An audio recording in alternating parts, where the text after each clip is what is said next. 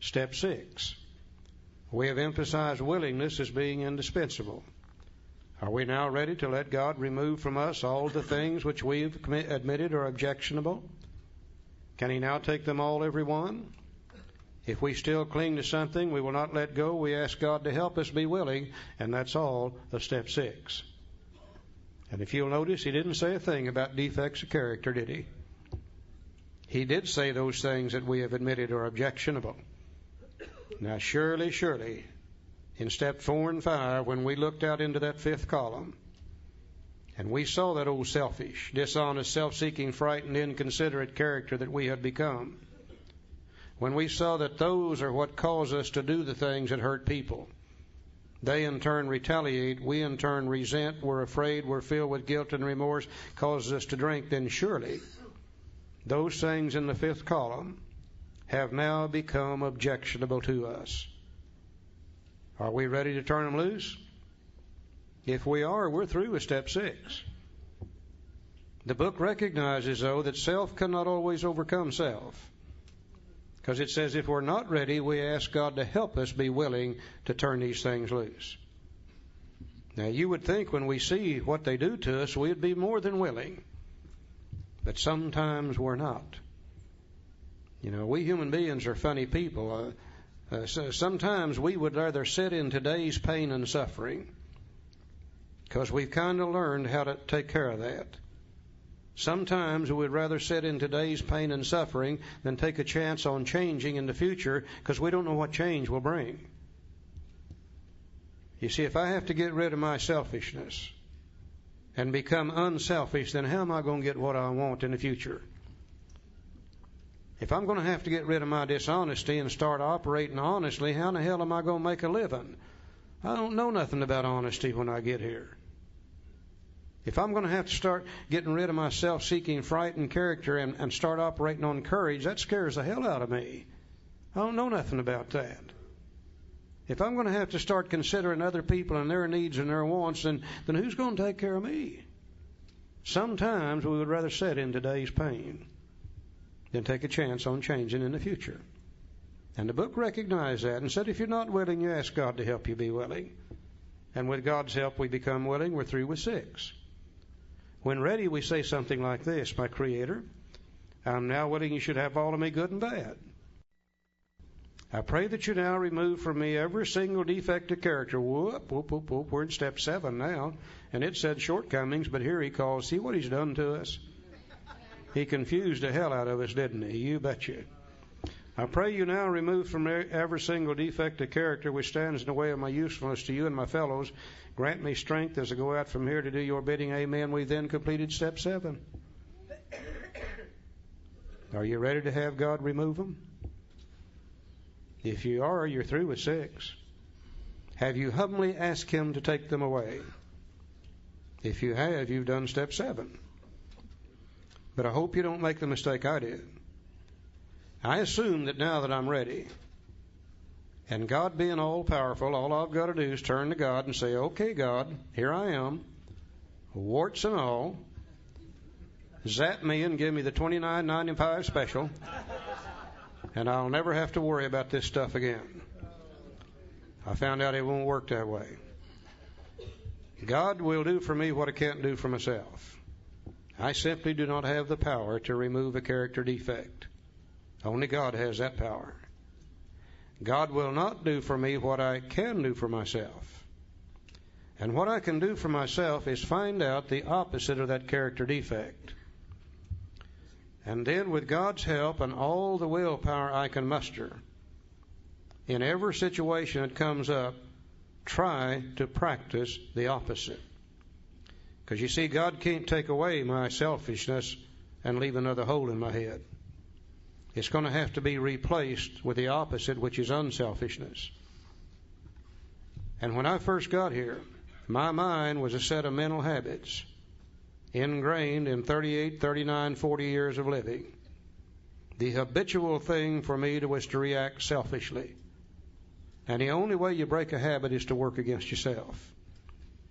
And if I ask God to take away selfishness and I start trying to practice unselfishness, slowly the old habit dies and a new habit takes its place. And over a period of years, I have become an unselfish human being. I am not what I was when I first got here. If I want God to take away dishonesty, then I must do my part, which is to practice honesty in every situation that comes up. And God, that's hard for me to do. That is so alien to my nature. And I can't practice honesty without God's help. But with God's power, all the willpower I can muster, I can force myself to be honest. And slowly, the old idea dies and a new one takes its place. The habitual thing for me today is to react to any situation with honesty. If I want God to take away fear, then I've got to kick myself in the butt and practice courage. If I want Him to take away inconsideration, then I must start considering other people and their needs and their wants, and slowly the old idea dies and a new idea takes its place. The book says, we were reborn. I am not what I used to be. Now, I'm not completely unselfish, never will be. I'm not always completely honest. Sometimes I'm afraid, and at other times I'm inconsiderate, but the majority of the time, I'm an unselfish, honest human being with courage, considering other people first. You know, I think you and I are the luckiest people in the world. We have the opportunity through these two little steps right here to live 2 lifetimes in 1 lifetime. Most people out there are sick. Most of them are going to the grave sick, not even knowing they're sick. We not only know we're sick, we know what's wrong with us. We found it in steps 4 and 5, and in 6 and 7, we can do something about it, and we can change it, and we become entirely different human beings. Most people don't get that opportunity. Now be careful. For God's sake, be careful. Because if you really accept this as the correct thing, the right thing, then that means from this day on, you are responsible for what you are. I can't blame it on Barbara any longer. Can't blame it on Mother and Dad. I can't blame it on God, and I can't blame it on society. If I stay selfish, dishonest, self-seeking, frightened, and inconsiderate, it's got to be because that's the way I want to be. I no longer have the luxury of blaming it on others because I don't have to be that way. And you know what I found out? I found out that when you become unselfish, people start kind of liking you a little better than they did before. I found out when you start becoming honest, well, hell, you feel better about yourself. That's the way you build self-esteem, is to do the right thing for a change. I found out when I practice with courage and operate on courage instead of fear, I do things that makes me feel better. And I quit doing things that used to make me feel so bad. Oh, I found out that there's real pleasure in considering other people first and giving to others before you take for yourself. I didn't know that. How in the hell could I know that? I'd never been that way before. This thing absolutely amazes me in what happens to us and the simplicity of this thing if we'll just do what the book says. Joe? You know, there's always a paradox in AA. To give you an idea what a paradox is, how many of you have ever called your sponsor so you could listen? We always call them so we can talk, right? That's the paradox. And the paradox here in these 2 steps is that they use the doctor's opinion in the first 4 chapters to do step 1 and 2. 3.5 pages for step 3, 8 pages for step 4, 4 pages for step 5, and a whole chapter devoted to working with others. The paradox is that 2 of the biggest steps in all of Alcoholics Anonymous is on 2 little paragraphs, 6 and 7. And these are the tools of change. These are the tools of acceptance. A lot of people talk about just run around accepting things. I accept this, I accept that. Well, I can't do that. Acceptance comes after some actions. 6 and 7, the acceptance comes after the actions of 6 and 7. You know, there's a story in another book about this guy named Judas. Judas could not accept what he had done. And what did he do? He killed himself.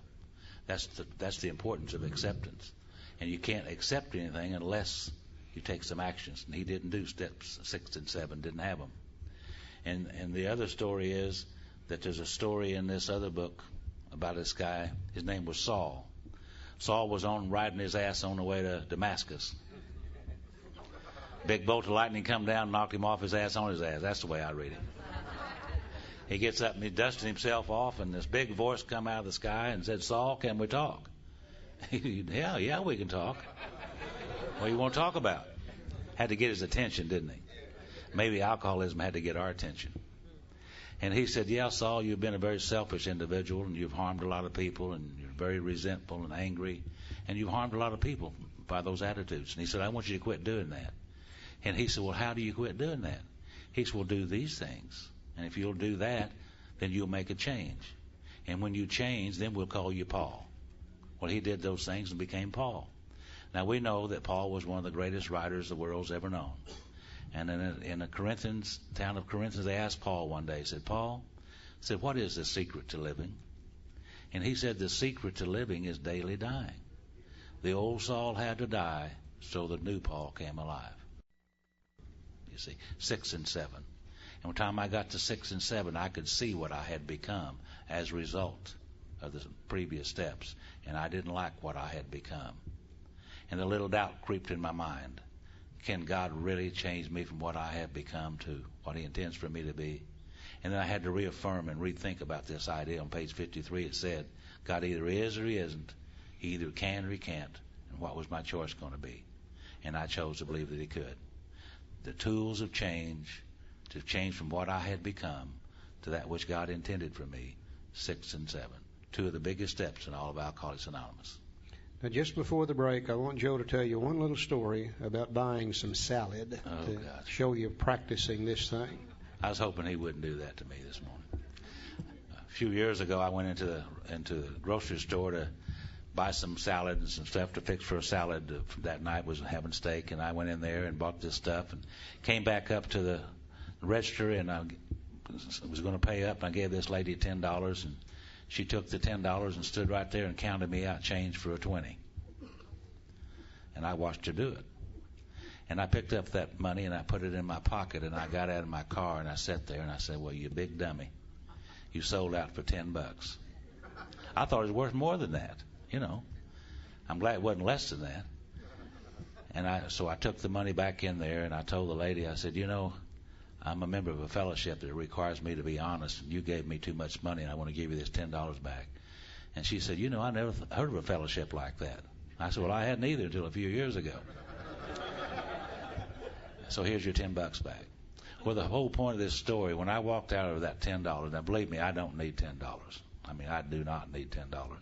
And I walking out of that store, and I felt about that big, sneaking out the door. You see, then I went back in there and gave her that $10 back, and I walked out, and I'm feeling good again. I did the right thing. And if you practice that enough times, the next time she gives change for a 20, you do it right there. You don't even go out the door with it.